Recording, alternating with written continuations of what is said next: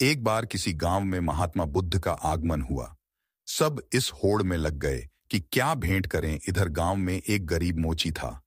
उसने देखा कि मेरे घर के बाहर के तालाब में बेमौसम का एक कमल खिला है। उसकी इच्छा हुई कि आज नगर में महात्मा आए हैं, सब लोग तो उधर ही गए हैं, आज हमारा काम चलेगा नहीं, आज यह फूल बेचकर ही गुजारा कर लें। वह तालाब के अंदर कीचड़ में घुस गया, कमल के फूल को लेकर आया, केले के पत्ते का दोना बनाया और उसके अंदर कमल का फूल रख दिया।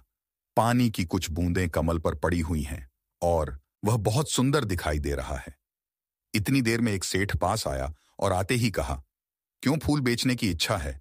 आज हम आपको इसके 2 चांदी के रुपए दे सकते हैं।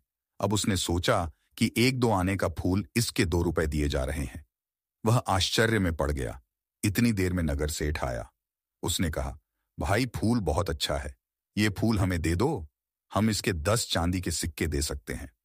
मोची ने सोचा, इतना कीमती है ये फूल? नगर सेठ ने मोची को सोच में पड़े देखकर कहा कि अगर पैसे कम हो तो ज्यादा दी जा सकते हैं।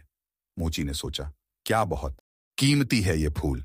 नगर सेठ ने कहा, मेरी इच्छा है कि मैं महात्मा के चरणों में यह फूल रखूं, इसलिए इसकी कीमत लगाने लगा हूं।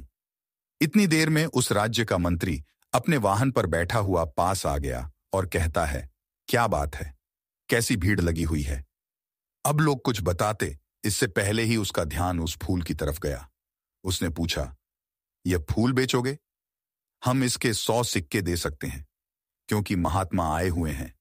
ये सिक्के तो कोई कीमत नहीं रखते।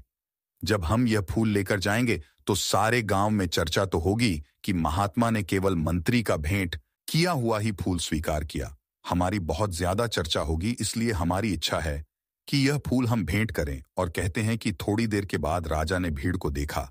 देखने के बाद वजीर से पूछा कि बात क्या है। वजीर ने बताया कि फूल का सौदा चल रहा है। राजा ने देखते ही कहा, इसको हमारी तरफ से 1000 चांदी के सिक्के भेंट करना, ये फूल हम लेना चाहते हैं। गरीब मोची ने कहा, लोगे तो तभी जब हम बेचेंगे, हम बेचना ही नहीं चाहते। अब राजा कहता है कि बेचोगे क्यों नहीं? उसने कहा कि जब महात्मा के चरणों में सब कुछ न कुछ भेंट करने के लिए पहुंच रहे हैं तो ये फूल इस गरीब की तरफ से आज उनके चरणों में भेंट होगा। राजा बोला, देख लो, 1000 चांदी के सिक्कों से तुम्हारी पीढ़ियां तर सकती हैं। गरीब मोची ने कहा, मैंने तो आज तक राजाओं की संपत्ति से किसी को तरते नहीं देखा, लेकिन महान पुरुषों के आशीर्वाद से तो लोगों को जरूर तरते देखा है। राजा मुस्कुराया और कह उठा, तेरी बात में दम है, तेरी मर्जी, तू ही भेंट कर ले। अब राजा तो उस उद्यान में चला गया जहां महात्मा ठहरे हुए थे, और बहुत जल्दी चर्चा महात्मा के कानों तक भी पहुंच गई कि आज कोई आदमी फूल लेकर आ रहा है जिसकी कीमत बहुत लगी है। वह गरीब आदमी है, इसलिए फूल बेचने निकला था कि उसका गुजारा होता। जैसे ही वह गरीब मोची फूल लेकर पहुंचा तो शिष्यों ने महात्मा से कहा कि वह व्यक्ति आ गया है।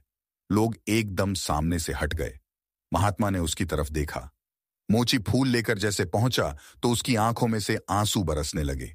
कुछ बूंदें तो पानी की कमल पर पहले से ही थीं, कुछ उसके आंसुओं के रूप में ठिठक गई कमल पर।